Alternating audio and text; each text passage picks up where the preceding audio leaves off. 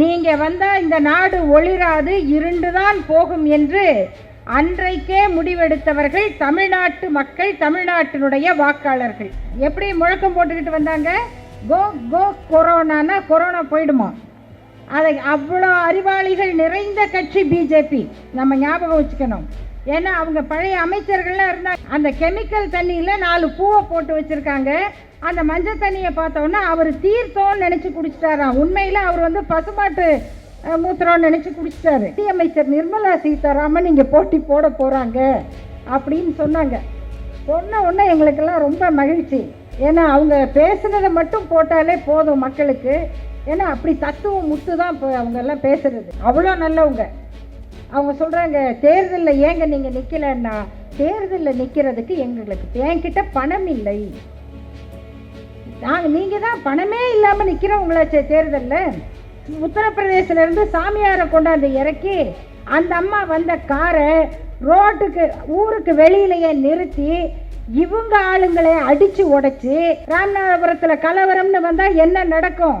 கலவரம் தான் பிஜேபிக்கு மூலதனம்.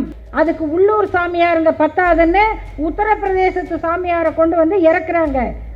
யாரு? உங்களுக்கு தான் நல்லா தெரியுமே. மகாபலிபுரத்துக்கு கூட்டிகிட்டு வந்து 2 பேரும் அப்படியே மூன் வாக் போனீங்களே, டிவியில் காமிச்சு. அப்படி அந்த லைட் என்ன, இவங்க நடந்த நடை என்ன அப்பவே தெரியும். சீராக்காரரை கூட்டு வந்து இங்கே நீங்கள் இந்த சினிமாலாம் காட்டாதீங்க. அண்ணா ஒரு இளநீனா? தண்ணியா வழிக்காமா? தண்ணி இருக்கிறதா வெட்டுங்க. தண்ணி இருக்குமா? இருக்குமா? கேரண்டியா இருக்குமா? அட இருக்குமா. इस देश को ये मेरा गारंटी. அங்க விட்டுருங்க, இங்க கேளுங்க. கேரண்டி வாரண்டிகளை இனியே நம்ப போறீங்களா? சிந்தித்து வாக்களியுங்க. இந்தியாவை காக்க ஸ்டாலின் அழைக்கிறேன். ஏப்ரல் 19ஆம் தேதிக்கான தேர்தல். இந்தியாவை யார் ஆளப்போகிறார்கள், இந்தியாவை யார் ஆள வேண்டும் என்று முடிவு செய்ய வேண்டிய ஒரு நெருக்கடியை இந்திய மக்களுக்கு கொடுத்திருக்கிற ஒரு தேர்தல். நண்பர்களே, ஒரு 10 ஆண்டு பின்னே சென்று 2014ஆம் ஆண்டு இதேபோல் நாடாளுமன்ற தேர்தல் அறிவிக்கப்பட்டது. அன்றைக்கு காங்கிரஸ் ஆட்சியின் மீது லேசாக மக்களுக்கு இருந்த, நீண்ட நாள் ஆட்சியில் இருந்த ஒரு கட்சிக்கு ஏற்படக்கூடிய ஒரு தொய்வு இருந்த காலகட்டத்தில் ஒரு பிம்பத்தை ஊதி ஊதி ஊதி பெரிதாக்கினார்கள் இந்தியா முழுவதும். அந்த பிம்பத்துக்கு, அந்த உருவத்துக்கு பெயர் நரேந்திர மோடி என்பது. பிஜேபி என்கிற கட்சிக்கு செல்வாக்கில்லாத நிலையில் நரேந்திர மோடி என்கிற மனிதர் அந்த பிஜேபி கட்சியினால் பிரதமராக ஆக்கப்படுவார். அவர் எப்படியெல்லாம் இந்த நாட்டை முன்னேற்றுவார் என்று கதை கதையாக, பக்கம் பக்கமாக செய்தித்தாள்களில் விளம்பரங்கள் வந்தன. அந்த விளம்பரம் முழுக்க ஒளிரும் இந்தியா. நினைவு வைத்துக் கொள்ளுங்கள், இந்தியா ஒளிரப் போகிறது. மோடி பிரதமராகிவிட்டால் இந்தியா ஒளிரும் என்பது ஒவ்வொரு பத்திரிகையிலும் நாம் பார்த்த விளம்பரம். ஆனால் நண்பர்களே, அந்த விளம்பரத்தை இந்தியாவில் பல மாநில மக்கள் நம்பினார்கள். பல பகுதிகளிலே கூட்டணியாலும் அவர்கள் வெற்றி பெற்றார்கள். ஆனால் அவ்வளவு பெரிய வலிமையான பிரச்சாரத்தையும் நம்பாமல், நீங்க வந்தா இந்த நாடு ஒளிராது, இருண்டுதான் போகும் என்று அன்றைக்கே முடிவெடுத்தவர்கள் தமிழ்நாட்டு மக்கள், தமிழ்நாட்டினுடைய வாக்காளர்கள். நீங்க எவ்வளவு வேணா சொல்லுங்க, நீங்க யாரு, உங்க வரலாறு என்னன்னு எங்களுக்கு தெரியும் என்பதுதான் தமிழ்நாட்டு மக்களுடைய அரசியல் அறிவியல். ஆனால் எல்லாம் என்ன நினைச்சாங்கன்னா, உண்மையிலேயே இந்தியா பளபளன்னு ஆக போகுது. அதற்கு சில புகைப்படங்களை காண்பித்தார்கள். அந்த புகைப்படத்தை நீங்கள் மறந்திருக்க மாட்டீர்கள். அப்படி பெரிய 8 வழிச்சாலை பல 1000 கிலோமீட்டருக்கு ஓடுது. அதுக்கு 2 பக்கமும் விளக்குகள் அப்படியே தக தக தகன்னு மின்னுது. அந்த பெரிய சாலையை பார்த்தா அதில் உட்கார்ந்து சாப்பாடு போட்டு சாப்பிடலாம் மாதிரி இருக்கு. இப்படிப்பட்ட சாலையை குஜராத்தில் அமைத்திருக்கிறார். அவர் வந்தால் நாடு முழுக்க இப்படி இருக்கும் என்றார்கள். ஆனால் அப்பொழுதே இந்த ரோடெல்லாம் குஜராத்தில் இல்லை, இந்தியாவில் இல்லை, அது சைனாவில் இருக்கிற ரோடு. இவர் சைனா ஃபோட்டோவை கொண்டு வந்து தான் சாதித்ததாக காட்டுகிறார் என்று அதை வெளிச்சம் போட்டு காட்டியவர்கள் தமிழ்நாட்டினுடைய இளைஞர்கள். 2014 சரி, மக்கள் நம்பினாங்க, பிஜேபி கூட்டணியோடு வென்றது. என்ன நடந்தது? முதல் விளைவு மக்கள் தெருவில் நின்றது. பிஜேபி வென்றது, மக்கள் தெருவில் நின்றது. இதை மறந்துடாதீங்க. எதுக்கு தெருவில் நின்னோம்? நம்ம சொந்த காசு 500 ரூபாய்க்கு சில்லறை வாங்கிறதுக்காக தெருவில் நின்னோம். இதுதான் பிஜேபி ஆட்சியினுடைய முதல் சாதனை.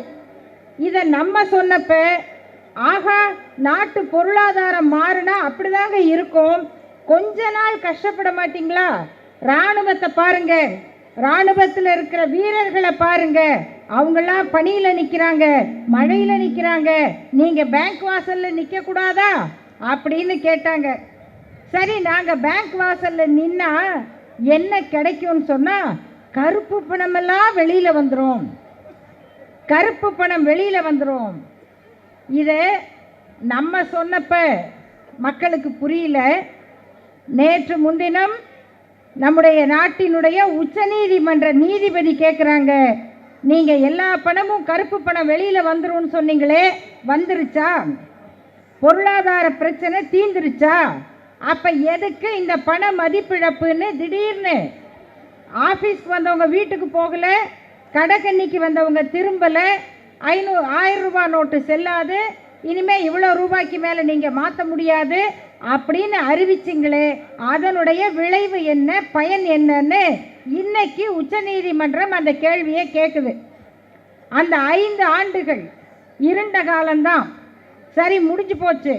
அப்போ மக்கள் கேட்டாங்க, என்னங்க நீங்கள் நாங்கள் வந்தால் அப்படியே வானத்தை வில்லா வளைச்சிருவோம், கடலை வந்து சொம்பில் அடக்கிடுவோம், பூமியெல்லாம் கயிறு மாதிரி உருட்டிடுவோம்லாம் சொன்னீங்களே, ஒன்றும் நடக்கலையேன்னு கேட்டால், அப்போ இந்த பிஜேபிக்காரங்க சொன்ன பதில் என்னன்னா, காங்கிரஸ்காரங்க இத்தனை வருஷமாக ஆண்டாங்க, அவங்க இவ்வளவு தூரம் கெடுத்து வச்சுட்டாங்க, அதை நாங்கள் 5 வருஷத்தில் சரி பண்ண முடியுமா?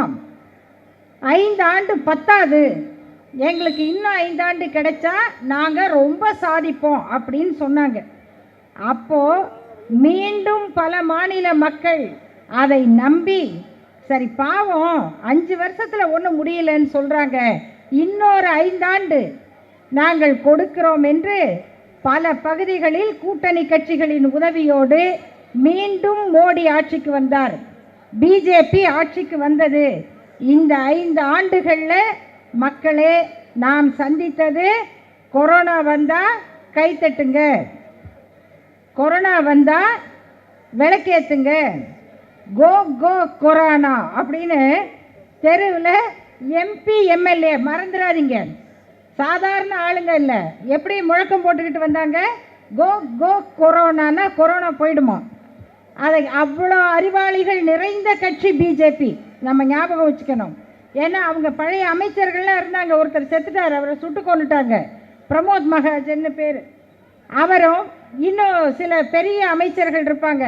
அவங்களாம் என்ன செஞ்சாங்க, ஒரு பல்கலைக்கழகத்தில் போய் விழாவுக்கு போனால் இந்த மேடை மேலே ஃப்ளவர் வாஸ் வைப்பாங்க, பூக்கொத்து, அந்த பூச்சாடியில் வந்து மஞ்சள் கலரில் தண்ணி இருந்துச்சு. இவங்க மஞ்சள் கலரில் தண்ணியை பார்த்தா விடமாட்டாங்க, அதை எடுத்து ஒருத்தர் குடிச்சிட்டாரு. யாராவது பூக்கத்தில் இருக்கிற தண்ணியை குடிப்பாங்களா? ஏன்னா அவங்க சயின்ஸு கோ கோ கொரோனாவில் என்னங்க, அதை எடுத்து குடித்து அது அவருக்கு வயிறு கெட்டு போய் அவசரமாக மருத்துவமனை கொண்டு போனாங்க. அப்போ தான் அது என்ன தண்ணினா கெமிக்கல் வாட்டர், கெமிக்கல். அந்த கெமிக்கல் தண்ணியில் 4 பூவை போட்டு வச்சுருக்காங்க. அந்த மஞ்சள் தண்ணியை பார்த்தோன்னா அவர் தீர்த்தோன்னு நினச்சி குடிச்சிட்டாராம். உண்மையில் அவர் வந்து பசுமாட்டு மூத்திரம்னு நினச்சி குடிச்சிட்டாரு. அதை கொண்டாந்து மேடையில் வைப்பாங்களா அப்படின்னா வைப்பாங்க, அவங்க அறிவியல் அவ்வளவுதான், அது ஒன்றும் வாழ்க்கைக்கு உதவாத அறிவியல் அவங்களுக்கு, அப்படிப்பட்டவங்க. அப்போ ஆட்சிக்கு வந்தால் கொரோனா வந்தது. வந்து நம்முடைய மக்கள் பட்ட துன்பம். தமிழ்நாட்டில் மக்களே கம்மி, வடநாட்டு மக்கள் பார்த்தீங்கன்னா ஆயிரக்கணக்கான மைல் நடந்து நடந்து நடந்து அவங்களுக்கு சாப்பாட்டுக்கு வழி இல்லை, எந்த உதவியும் கிடைக்கல. அப்படி பல பேர் நடந்தே செத்தாங்க. இதுதான் இவங்களுடைய சாதனை. இதுதான் இந்த அடுத்த 5 ஆண்டு கிடைச்சா என்ன நடக்கும். ஆனால் நம்ம தமிழ்நாட்டில் நம்முடைய நல்ல வாய்ப்பாக 2020ஆம் ஆண்டு அப்படியே கொரோனா 2வது அலை பீக்கில் வருது. ஞாபகம் இருக்குங்களா? மறந்துடாதீங்க. 2வது அலை அப்போ தான் அதிகமான மரணங்கள். எந்த பக்கம் பார்த்தாலும் ஆம்புலன்ஸ் சத்தம், நினைவு இருக்குங்களா? எந்த பக்கம் பார்த்தாலும் பயமாக இருக்குது. வீட்டுக்கு பின்னாடி தெருவில், முன்னாடி தெருவில், 3வது வீட்டில் எங்கேருந்து ஆம்புலன்ஸ் வருது புரியல. போனவங்க திரும்பி வந்தாங்களா தெரியல. அந்த நேரத்தில் ஆட்சி பொறுப்பை ஏற்ற திராவிட முன்னேற்ற கழகம், யோசிச்சு பாருங்க எவ்வளவு சிக்கல். சும்மாவே திமுக வந்தால் மழை பெய்யாதுன்னு ஒரு கதையை விடுவாங்க. இப்போ என்னங்க இப்படி மழை பெய்யுதுன்னா, ஆமாங்க இவங்க வந்தால் ரொம்ப மழை பெய்யும்பா.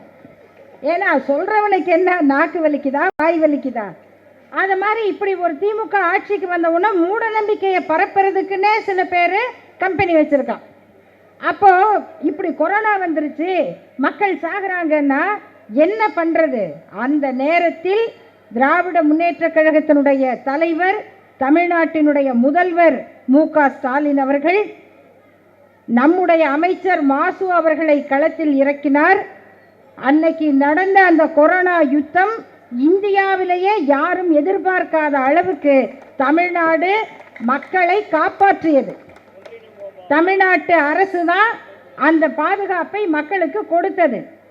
ராமநாதபுரத்தில் பிரதமர் மோடி போட்டியிட போறார்னு ஒரு செய்தி வந்துச்சு. அவர் போட்டியிட்டு பார்த்துருக்கணும். அவங்களுக்கு அந்த தைரியமெல்லாம் கிடையாது. இங்கே நமக்கே திடீர்னு எல்லாம் ரொம்ப மகிழ்ச்சியாக ரெடி ஆனோம் பிரச்சாரத்துக்கு. இப்போ கொஞ்சம் லேட்டாக தான் ஆரம்பிச்சிருக்கோம். ரொம்ப முன்னாடியே ரெடி ஆனோம். ஏன்னு சொன்னால் நம்ம நிதியமைச்சர் நிர்மலா சீதாராமன் இங்கே போட்டி போட போகிறாங்க அப்படின்னு சொன்னாங்க. சொன்ன உடனே எங்களுக்கெல்லாம் ரொம்ப மகிழ்ச்சி. தமிழச்சி நீங்கள் ஓட்டு கேட்கவே போக வேணாம், ஏன்னா அவங்க பேசுனதை மட்டும் போட்டாலே போதும் மக்களுக்கு. ஏன்னா அப்படி தத்துவம் முத்து தான் இப்போ அவங்க எல்லாம் பேசுகிறது. என்ன சொல்லுவாங்க? வெங்காயம் பூண்டு விலை ஏறிடுச்சு. வெங்காயம் பூண்டு இல்லாமல் நம்ம எப்படி சாப்பிட்றது? வெங்காயம் பூண்டு விலை ஏறிடுச்சுன்னா ஒரு நாட்டின் நிதியமைச்சர் சொன்ன பதில் என்ன தெரியுமா? நாங்கள் வெங்காயம் பூண்டு சாப்பிட்றதில்ல, அதனால் விலை எனக்கு தெரியாது. நிதியமைச்சருக்கு சரி, அப்படியே அதிகமான என்ன வெங்காயம் பூண்டு சாப்பிடலன்னா செத்தா போயிடுவாங்கன்னாங்க. அவ்வளோ நல்லவங்க. அவங்க சொல்கிறாங்க, தேர்தலில் ஏங்க நீங்கள் நிற்கலைன்னா, தேர்தலில் நிற்கிறதுக்கு என்கிட்ட பணம் இல்லை. நீங்கள் தான் பணமே இல்லாமல் நிற்கிறவங்களாச்சே தேர்தலில், உங்களுக்கு தேவையே இல்லையே. உங்கள் தேர்தல் பாண்டில் வந்த பணமே போதுமே. எலெக்ஷன் பாண்டு, நம்ம ஜேம்ஸ் பாண்டை தானே கேள்விப்பட்டிருக்கோம். நம்ம மோடி எலெக்ஷன் பாண்டு. அது என்ன பாண்டு உங்களுக்கும் தெரியாது, எனக்கும் தெரியாது. நீங்கள் உங்கள் குழந்தை பேரில் மாதம் 50 ரூபா ரெக்கரிங் டெபாசிட் போடுங்க. 50 ரூபா மாதம் நான் போடுறேன்னா கூட உங்களுக்கு ஒரு பாஸ்புக் இருக்குது, அதில் உங்கள் பேர் இருக்குது, யாருக்காக அதை போடுறீங்கன்றது இருக்கும். ஆனால் மோடி கொண்டு வந்த தேர்தல் பாண்டு பேங்க்கில் விற்கும். அந்த பேங்க்கில் போய் யார் பணம் கொடுத்து வாங்குறாரோ அவர் பேர் மட்டும் பேங்க்கில் இருக்கும். அந்த பாண்டில் அவர் பேர் இருக்காதுங்க. ஏன்னா விஞ்ஞான ஊழல்னு ஒன்று நடக்காததை சொல்லிக்கிட்டு இருக்கானுங்கள்ல. அவங்க செஞ்ச விஞ்ஞான ஊழல் என்னன்னா, அந்த பாண்டில் நீங்கள் கொடுத்து வாங்குறீங்க 1000 ரூபா, அந்த பாண்டில் நம்பர் இருக்கும், உங்கள் பேர் பேங்க்கில் இருக்கும், ஆனால் பாண்டில் உங்கள் பேர் இருக்காது. அப்படி ஒரு 1000 பாண்டு வாங்கி நீங்கள் இன்னொருத்தர் கையில் கொடுத்து அவர் போய் பிஜேபி ஆஃபீஸில் ஒப்படைப்பார். ஒப்படைச்சவர் யாருன்னு ஆஃபீஸில் பேர் இருக்காது. ஆனால் அந்த பத்திரம் திருப்பி பேங்க்குக்கு போகும். அந்த 1000 டெபாசிட்டும் 1 லட்சம் ரூபாயா அவங்க கையில் போய் கிடைக்கும். அப்போ யார் பணம் கொடுத்தான்னே தெரியாத அளவுக்கு 11,000 கோடி பணம் வருது. 8,000 கோடி பிஜேபி கட்சிக்கு மட்டும் வருது. எப்படி வருது அப்படின்னு சொன்னால், ஒரு கம்பெனி, ஒரு ஃபார்மசூட்டிக்கல் கம்பெனி, மருந்து கம்பெனி, அந்த கம்பெனிக்காரரை கைது பண்ணுறாங்க. கைது பண்ண உடனே அவர் 500 கோடி இந்த தேர்தல் பாண்டு வாங்கி பிஜேபி கட்சி கொடுக்குறாரு. கொடுத்த உடனே அவருக்கு கோர்ட்டில் பெயில் கிடைக்குது. ஜட்ஜுக்கு என்னன்னு தெரியாது. பிபி சொல்கிறாரு, ஓகே எங்களுக்கு அப்ஜெக்ஷன் இல்லை. அரசு வக்கீல் சொல்கிறாரு, பரவாயில்ல பெயில் கொடுத்துடலாம். அதனால் பெயில் கிடைக்குது. எப்போ? 500 கோடி. அவர் வெளியில் வந்த உடனே மறுபடியும் ஒரு 1000 கோடி கொடுக்குறாரு. இதுக்கப்புறம் அவர் மேலே கேஸே நடக்கலை. இப்படி கலெக்ஷன் பண்ண ஊழல்வாதிங்க என்ன கேட்குறாங்கன்னா, இந்த 10 ஆண்டில் எந்த அமைச்சர் பேர்லையாவது ஊழல் கேஸ் இருக்கான்னா உங்கள் ஆட்சி போகட்டும், அப்புறம்தான் ஊழல்லாம் வெளியில் வரும்.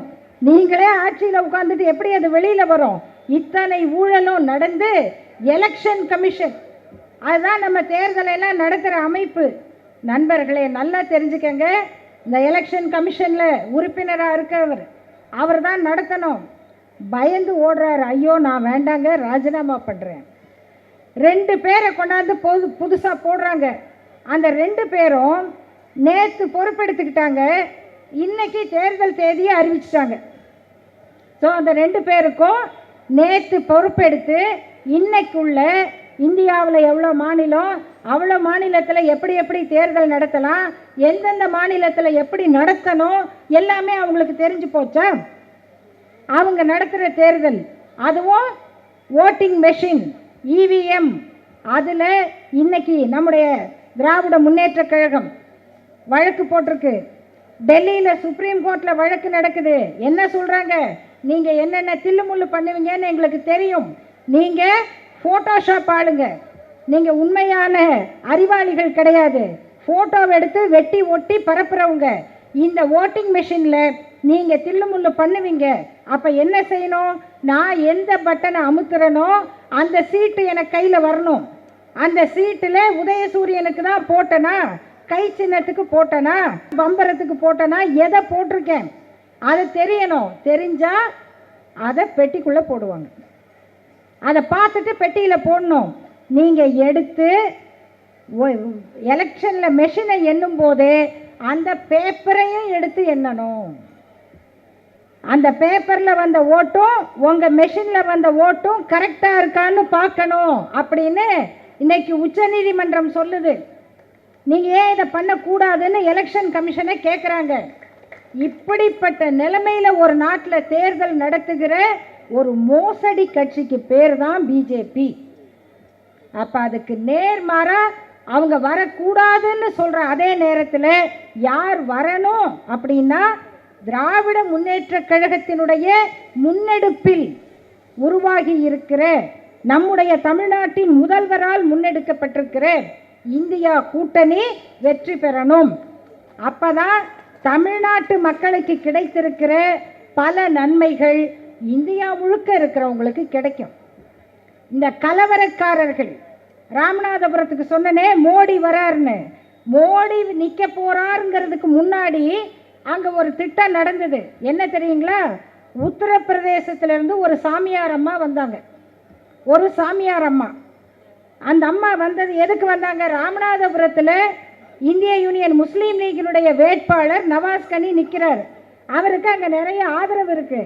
அதை கெடுக்கிறதுக்கு உத்தரப்பிரதேசிலிருந்து சாமியாரை கொண்டாந்து இறக்கி அந்த அம்மா வந்த காரை ரோட்டுக்கு ஊருக்கு வெளியிலேயே நிறுத்தி இவங்க ஆளுங்களை அடித்து உடைச்சி அதையும் இவனே வீடியோ எடுத்து அங்கே சிசிடிவி இருக்கிறதையும் பார்க்காம போலீஸ் ஸ்டேஷனில் போய் எங்கள் சாமியாரம்மா வந்த காரை இன்னென்னார் வந்து அடித்து உடைச்சிட்டாங்க. அப்போ யாருன்னு பார்த்தா இந்த 4 தொப்பி போட்டவர் குல்லாக்க போட்டவரை காமிச்சிடலாம். அடிக்க ஆரம்பித்தா கலவரம். ராமநாதபுரத்தில் கலவரம்னு வந்தால் என்ன நடக்கும்? கலவரம்தான் பிஜேபிக்கு மூலதனம். கலவரம்தான் மூலதனம். இதை திட்டமிட்டு இவங்க உள்ள வர்றதுக்கு முன்னாடியே கலவர சதியை பண்ணுறாங்களேங்கிறத உடனடியாக தமிழ்நாட்டினுடைய காவல்துறை கண்டுபிடித்து அவங்க மேலே, யார் சொந்தக்கார அடித்து உடைச்சவங்க மேலே வழக்கு போட்டிருக்கு. அதுக்கு உள்ளூர் சாமியாருங்க பத்தாதுன்னு உத்தரப்பிரதேசத்து சாமியாரை கொண்டு வந்து இறக்குறாங்க. அப்ப யோசிச்சு பாருங்க, இவர்கள் கையில அதிகாரம் கிடைச்சா சிறுபான்மை மக்களுக்கு பாதுகாப்பு இல்லை அப்படின்னு சொல்றோம். அது சரியில்லை. சிறுபான்மை மக்களுக்கு மட்டுமல்ல, பெரும்பான்மை மக்களுக்கே பாதுகாப்பு இல்லை. நம்ம பள்ளிக்கூடம் கட்டி வச்சு மதிய சாப்பாடு போடுறோம், காலை சாப்பாடு போடுறோம், காலேஜுக்கு போனோம் 1000 ரூபாய் கொடுக்குறோம், வந்து படிம்மா படிப்பாப்பா அப்படின்னு கூப்பிட்டா நம்ம பிள்ளைங்க பள்ளிக்கூடம் போகிறாங்களா இல்லை இவங்களோட கலவரம் பண்ண போகிறாங்களா, புத்தகத்தை எடுத்துக்கிட்டு போகிறாங்களா, சூலாயுதத்தை எடுத்துக்கிட்டு போகிறாங்களான்னு நமக்கு தெரியுமா? நம்ம பிள்ளைங்களுடைய எதிர்காலம் என்ன ஆகும்? இப்படிப்பட்ட கேள்விகளோடு நண்பர்களே, நம்முடைய தொகுதியில் நம்முடைய வேட்பாளர் தமிழச்சி தங்கப்பாண்டியன் அவர்கள் அவங்க பார்லிமெண்ட்டில் பேசினதெல்லாம் பார்த்துருக்கீங்க. எத்தனையோ விவாதங்கள், அது நம்ம தொகுதி உரிமையாக இருந்தாலும் மொழி உரிமை, குடியுரிமை, எந்த பிரச்சனை வந்தாலும் அப்படி எழுந்து நின்று பேசி இவங்கெல்லாம் பேசினா அந்த சபாநாயகர் திரும்பி கூட பார்க்க மாட்டார். இவங்க பேசுகிறத காட்டவும் மாட்டாங்க. ஆனாலும் அந்த குரலை விடாமல் ஒலித்து ஒரு எம்பி என்ன செய்யணுமோ அந்த கடமையை மிகச்சரியாக வெற்றிகரமாக செய்தவர் நம்முடைய தமிழச்சி தங்கப்பாண்டியன் அவர்கள்.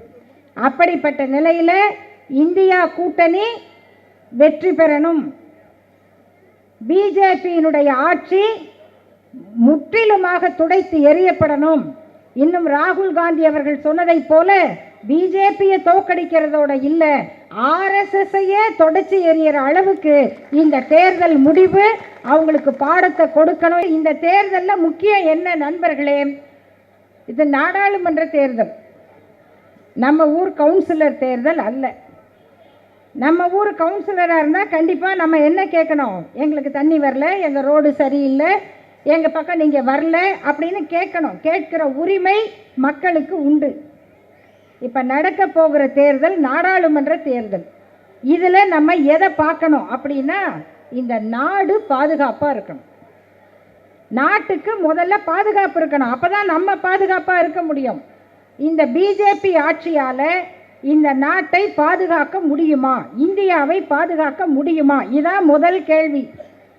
எதுக்கெடுத்தாலும் நீங்கள் பார்ப்பீங்க, உங்கள் நண்பர்கள் கூட்டம், வாட்ஸ்அப்பில் இருக்க சங்கிங்க, உங்கள் நண்பர்கள் நிறைய செய்தியை ஃபார்வேர்டு பண்ணுவாங்க. அதில் ஏன் சீனா போர் நடக்குது, இல்லை ஏன் சீனாக்காரனுக்கு தைரியம் வந்ததுன்னு கேட்டால், அன்னைக்கு நேரு அப்படி பண்ணார், இன்னைக்கு ஏப்பா அவர் உள்ளே வராருன்னா எல்லாம் அந்த நேருவால் தாங்க.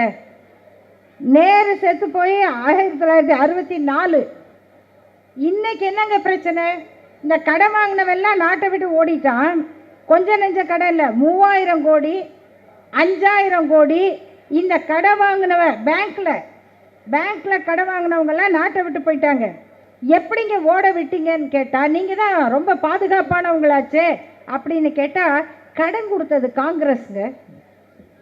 அப்போ கடன் கொடுத்தது காங்கிரஸ்னா பிஜேபியால் திருப்பி வாங்க முடியாது.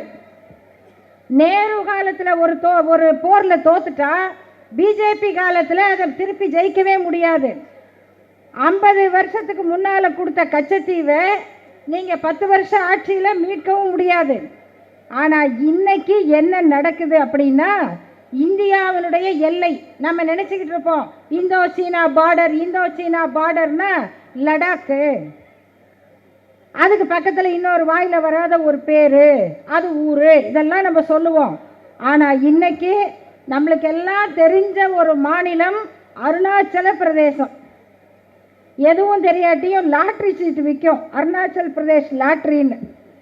இது பூரா இந்தியாவுக்குள்ள பார்டரில் இருக்கிற நாடு. அந்த அருணாச்சல பிரதேசம் இந்தியாவினுடைய எல்லையில் இருக்கு. அந்த அருணாச்சல பிரதேசத்துக்குள்ள 2000 சதுர கிலோமீட்டரு எங்களுதுன்னு சொல்லி சீனா மேப் போட்டு அதுக்கெல்லாம் பேர் மாற்றி வைக்கிறாங்க.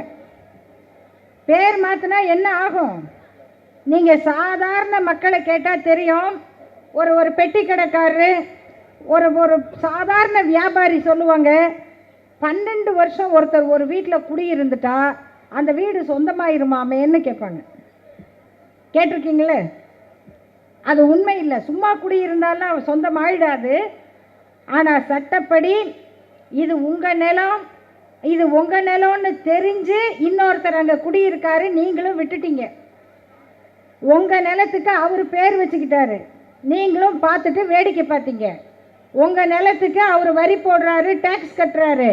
இப்படியாக 12 ஆண்டு நீங்கள் சும்மா இருந்துட்டீங்கன்னா அந்த நிலம் அவருக்கே சொந்தமாகும். அப்படிங்கிறது சட்ட மொழியில் அட்வர்ஸ் பொசஷன் அப்படின்னு சொல்லுவாங்க. இது சாதாரணமாக நம்ம ஊரில் ஒரு காலி இடத்த, காலி மனையை சும்மா போட்டவருக்கே இந்த பிரச்சனைன்னா, ஒரு நாட்டினுடைய எல்லையில் இவ்வளவு பெரிய ஊரை சீனாக்காரங்க ஆக்கிரமிக்கிறாங்க, பேரை மாற்றி அறிவிக்கிறாங்க. நீங்கள் என்னப்பா பண்ணிக்கிட்டு இருக்கீங்கன்னா, இந்த நாட்டினுடைய வெளி விவகார அமைச்சர் சொல்கிறாரு, வெளியுறவுத்துறை அமைச்சர், அவர் ரொம்ப படித்தவர்.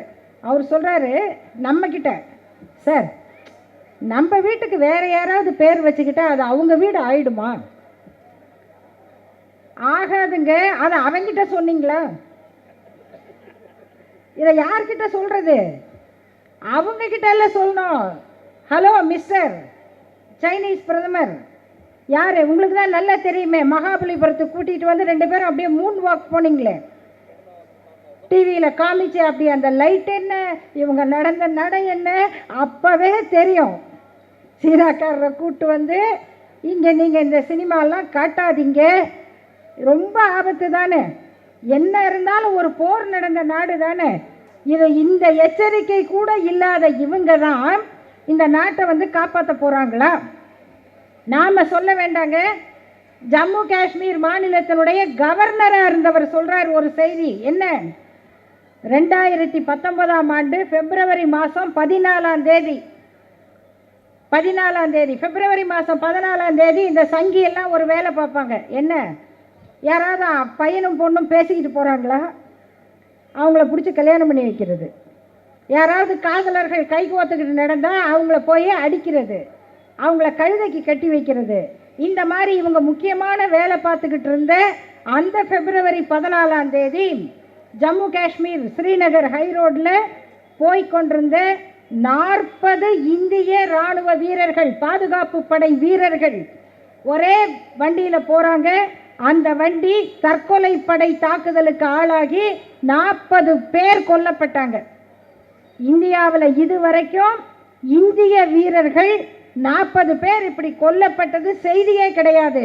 அது நடந்தது பிஜேபியினுடைய ஆட்சியில் தான். நீங்களா இந்த நாட்டை காப்பாற்ற போகிறவங்க? பெருசாக பேசுவாங்க, பேட்டி பச்சோ. என்னென்ன பேட்டின்னா புரியுது. பெண்கள் பாதுகாப்பா, பெண்கள் பாதுகாப்புன்னு ஒரு வீடியோ போடுறாங்க. என்னது? மணிப்பூரில் 2 பெண்களை முழு நிர்வாணமாக்கி ஒரு 100-200 பேர் அவங்கள தாக்கி தெருவில் இழுத்துக்கிட்டு போகிறாங்க. இந்த வீடியோ தாங்க இந்தியாவினுடைய அதிகமாக வெளிநாட்டில் பார்க்கப்பட்ட வீடியோ. என்ன நடந்திருக்கு? உலகம் பூரா பார்த்தான். நமக்கு அசிங்கமாக இருக்குது, நம்ம மனது பாதிக்குது, கேவலமாக இருக்குது. ஏன் இது நடக்குது? அந்த மணிப்பூரில் மாநில ஆட்சியும் பிஜேபி, அவங்களுக்கு துணை மத்திய ஆட்சி பிஜேபி. ஆனால் நண்பர்களே, இந்த நாட்டில் பேட்டி பச்சோன்னு ரேடியோவில் பேசுகிற பிரதமர் அந்த மணிப்பூர் மண்ணுக்குள்ளே இன்னைக்கு வரைக்கும் போகலை. ஒரு முக்கியமான அமைச்சரும் போய் அந்த மக்களை பார்க்கல, அவங்களுக்கு ஆறுதல் சொல்லலை. மாறாக அந்த மாநிலத்தில் ஒரு இராணுவ வீரர் பேட்டி கொடுக்குறாரு, நான் இத்தனை வருஷம் இராணுவத்தில் இருந்தப்போ இது ஏன் நாடு, என் நாடு, என் நாட்டுக்காக நான் இவ்வளோ கஷ்டப்படுறேன் அப்படின்னு நம்பி, நான் பனியில், மழையில், குளிரில், வெயிலில் உறைஞ்சி போயும் உருகி போயும் இருந்திருக்கேன். அப்படியெல்லாம் நின்று அங்கே சர்வீஸ் பண்ணப்போ எனக்கு கவலை இல்லை, பயம் இல்லை. ஏன்னா நான் என் நாட்டுக்காக செய்கிறேன்னு நினச்சேன். ஆனால் இன்னைக்கு எங்கள் ஊர், எங்கள் மாநிலம் பற்றி எரியுது. இந்த நாட்டினுடைய அரசு எங்களை பார்க்கல, எங்களை பாதுகாக்கலை அப்படின்னு ஒரு இராணுவ வீரர் அந்த மணிப்பூரில் இருந்து பேட்டி கொடுத்து அந்த வீடியோவும் உலகம் பூரா போச்சு. இவங்களால் இந்த நாடு இனியும் பாதுகாப்பாக இருக்காது என்பது மட்டுமல்ல நண்பர்களே, அமைதியாகவும் இருக்காது. அமைதி இருக்காது. எங்கேயாவது 4 சங்கி நம்ம தெருவில் இருந்தால் அந்த தெரு அமைதியாக இருக்குங்கிறீங்க? தமிழ்நாட்டில் பதட்டமான இடம்னு சில இடத்த இப்போ சொல்கிறாங்க. எது? கோயம்புத்தூர், திருப்பூர், இதெல்லாம் எவ்வளவு குளிர்ச்சியான இடம். இந்த குளிர்ச்சியான இடத்தை சூடாக்குனது யாரு? இந்த பதட்டத்தை உருவாக்குன சங்கிங்க, இந்த பிஜேபி, ஆர்எஸ்எஸ் பரிவாரம். அந்த ஊரே இப்படி ஆயிருச்சு. அது மட்டுமல்ல, இவங்க ஏன் இங்கே வரக்கூடாதுன்னு சொன்னால், நீங்கள் எல்லாம் பத்திரிகையில் நிறைய படிச்சிருப்பீங்க. நம்ம ஊரில் சண்டை போடுறவங்க நிறைய இருக்காங்க. ஒரு கட்சிக்குள்ளே சண்டை வரும், கண்டிப்பாக வரும். ஏன்னா 2 பேர் சேர்ந்துருந்தா கூட ஒரு பிரச்சனை வருது. ஒரு இயக்கத்துக்குள்ள, அமைப்புக்குள்ள பிரச்சனைகள் வரும். இப்போ ஐயா வைகோ அவர்கள் இங்கு பேசி சென்றார். அவர் எப்படி திராவிட முன்னேற்ற கழகம்னு இப்பொழுதும் பேசும்போது அவருடைய உணர்வு அப்படி அடி உள்ளத்திலிருந்து வெளிப்படுது. அது உண்மை. ஆனால் அவருக்கும் முரண்பாடு வந்தது இல்லையா? இது இயற்கை. இதெல்லாம் ஒரு அமைப்புக்குள்ள பிரியறது, சேர்றது, சண்டை போடுறதெல்லாம் சகஜம். ஆனால் யாராவது சொந்த கட்சிக்காரனை வீடியோ எடுத்து போடுவாங்களா?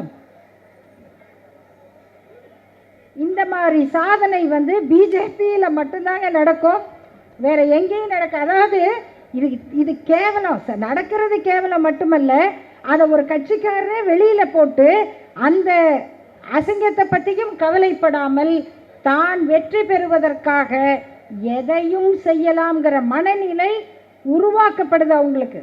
இதுக்கு நேர்மாறா உத்தரப்பிரதேசத்தில் பிஜேபி ஆட்சியில் என்னென்ன நடக்குதுன்னு ஒவ்வொன்றா சொல்கிறேன், நினைவு வச்சுக்கோங்க. உத்தரப்பிரதேசத்தில் ஒரு மருத்துவமனையில் குழந்தைகள் மருத்துவமனை, அவங்களுக்கு மூச்சு திணறல் வருது. ஏன்னா ஆக்சிஜன் இல்லை, எமர்ஜென்சி வார்டில் ஆக்சிஜன் இல்லைங்கிறதுக்காக ஒரு மருத்துவர் சொந்த காசை போட்டு ஆக்சிஜன் சிலிண்டர் வாங்கி அந்த குழந்தைகளை காப்பாற்றினார். எத்தனை குழந்தைங்க? 300 குழந்தைகள் ஆக்சிஜன் சிலிண்டர் இல்லாமல் செத்து போயிருப்பாங்க. அவர் அப்படி காப்பாற்றின உடனே அந்த செய்தி வெளியில் வந்துருச்சு. அவர் பெயர் டாக்டர் கஃபீல் கான். உடனே உத்தரப்பிரதேசத்தினுடைய பிஜேபி அரசு, அங்கே இருக்கிறவர் யார்? சாதாரண மனிதரா? யோகி ஆதித்யநாத். அவர் பார்த்தாரு, இது ஏன் வெளியில் வந்துச்சுங்கிறது தான் கவலை. அந்த குழந்தைங்க செத்து போயிருந்தா என்ன ஆயிருக்கும்? அந்த டாக்டரை கூப்பிட்டு ஒரு பாரத ரத்னா கொடுங்கய்யா அப்படின்னு அவர் ரெக்கமெண்ட் பண்ணல. நீ எப்படி சொந்த காசை போட்டு ஆக்சிஜன் வாங்கி கவர்மெண்ட்டுக்கு கெட்ட பேரை உண்டாக்குனேன்னு சொல்லி அவரை சஸ்பெண்ட் பண்ணாங்க, கைது பண்ணாங்க. இன்னைக்கு அந்த மருத்துவர் தமிழ்நாட்டில் பணியாற்றுகிறார், நிம்மதியாக இருக்கிறார்.